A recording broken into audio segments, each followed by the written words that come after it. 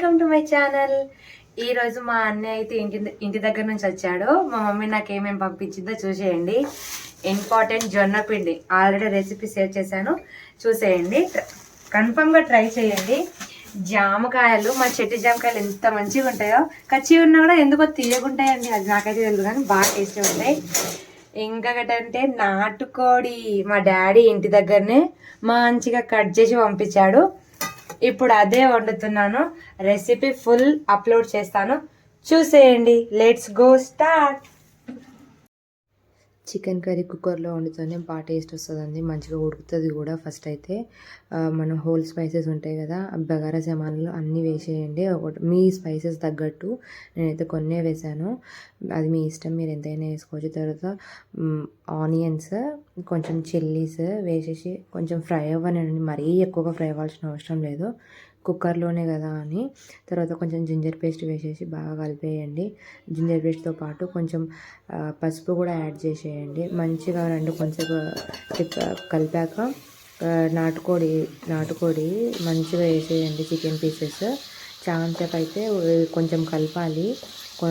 Ginger paste కదా కొంచెం అడగంటుతుంది స్టార్టింగ్లో, కొంచెం కలిపేయండి మంచిగానే. మీరు ఎంత మంచిగా కలిపితే కింద అంత మాడకుండా ఉంటుంది. ఫస్ట్ అయితే మంచిగా కలిపేసి ఆ తర్వాత కొంచెం టమాటాస్ కూడా వేసేయండి. కొంచెం కుక్ అవ్వగానే టమాటాస్ వేసేసి మంచిగా కలిపేయండి. ఒకసారి కలిపిన తర్వాత కొంచెం ఉప్పు కూడా వేసేయండి. ఉప్పుతో పాటుగా కొంచెం కలిపిన తర్వాత మనం కారం కూడా యాడ్ చేసుకుంటే టమాటా నీళ్ళకి చికెన్ నీళ్ళకి కారం బాగా చికెన్కి పడుతుందండి. అప్పుడే టేస్ట్ కొంచెం మంచిగా వస్తుంది.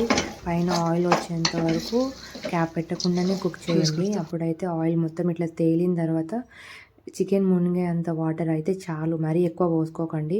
కొంచెం పులుసు కూడా కావాలంటే కొంచెం ఎక్కువనే పోసుకోవాలి. మేమైతే కొంచెం ఫ్రై లెక్కనే చేసుకుంటున్నాం, అందుకే కొంచెం చికెన్ మునిగే అంతనే వేసేసి మంచిగా ఒక 8-9 విజిల్స్ వస్తే చికెన్ మంచిగా ఉడుకుతుందండి.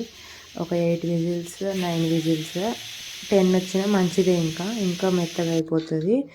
ఆ తర్వాత కొంచెం మంచిగా ఉడికింది కదా చూడండి, అసలు గ్రేవీ లేకుండానే అయ్యింది. ఇప్పుడు ఇంకా కొంతసేపు మనం కొత్తిమీర, స్పైసెస్ ఇవన్నీ వేసుకుంటాం కదా, మీకు ఏమేమి కావాలో మీరు వేసేయండి.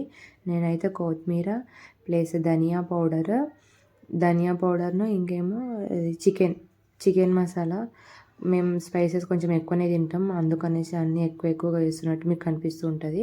మేము చాలా ఎక్కువ తింటాం స్పైస్, సో కొంచెం ఎక్కువ వేసుకున్నా. మీరైతే మీ టేస్ట్కి తగ్గట్టు వేసుకోండి. నాటుకోడికి కొంచెం స్పైస్ ఎక్కువ ఉంటేనే బాగుంటుందని నా ఫీలింగ్, మీ ఇష్టం.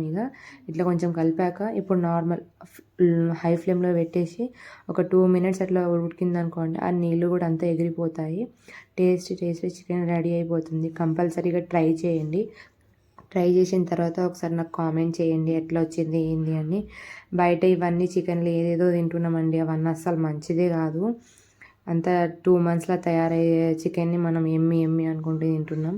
ఇవైతే ఎగ్జాక్ట్లీ 8 మంత్స్ 7 మంత్స్ అట్లా పడుతుంది. కొంచెం లెమన్ స్క్వీజ్ వేసుకొని తింటే ఉంటుంది, మస్తు ఉంటుంది. కంపల్సరీగా ట్రై చేయండి. బయట చికెన్ అవాయిడ్ చేయడానికి ట్రై చేయండి. ఏదైతే ఊళ్ళో ఉన్న వాళ్ళు బాగా ఎంజాయ్ చేస్తారు. మాకైతే నాటుకోడి ప్లస్ జొన్న రొట్టెలు, ఆహా ఏమైనా టేస్టా. ఒక్కసారి మీరు కూడా ఇట్లా ట్రై చేసి నాకైతే కామెంట్ చేసేయండి. కంపల్సరీగా ఇంటి దగ్గరనే నాటుకోడి వండి తినడానికి ట్రై చేయండి. బయట ఈ చికెన్ అస్సలు మంచిది కాదు, నా సజెషన్. నాకు డాక్టర్లు చాలాసార్లు చెప్పిళ్ళు. మేము కూడా బాగా ఈ చికెనే తినేటోళ్ళం, కానీ అస్సలు మంచిది కాదు. అందుకే ఇంటి దగ్గర నుంచి ఎప్పుడు మా బావ వచ్చినవి తీసుకొస్తాడు, ప్లస్ మా అన్నయ్య వాళ్ళు ఇట్లా వెళ్ళిన డాడీ వాళ్ళు పంపిస్తూనే ఉంటారు. మేమైతే వండుకొని తింటాం. అంతా అయిపోయింది కదా వంట, ప్రశాంతంగా కూర్చొని మా బావతో మంచిగా ముచ్చట్లు పెట్టుకుంటే తింటున్నాను నేను. మా బావ అయితే తినే దగ్గర ఎంత ప్రశాంతంగా నాకు నవ్విస్తాడో, ఎంత హ్యాపీగా తినేయాలి ఫుడ్ను, ఇది చిరాగ్గా తినొద్దు అన్నట్టు అన్నీ నాకు చెప్తున్నాడు. ఎట్లా తినాలి, ఏంది, ఏం చేయాలి అని. నేను నవ్వుకుంటా తినేస్తున్నాను. పక్కనే మా చిన్నోడు ఆడుకుంటా అంటే వాడిని కూడా ఆడించుకుంటూ వాడి మీద ఒక కన్ను వేసుకుంటూ అట్లా మా ఫుడ్ని మేము ఎంజాయ్ చేసాము. ఎంత బాగా వచ్చిందో కర్రీ అయితే, సూపర్ ఉందని అనేస్తున్నాను నేను మా బావతోని. కన్ఫామ్గా మీరు కూడా ట్రై చేయండి, బాగుంటుంది, హెల్తీ కూడా.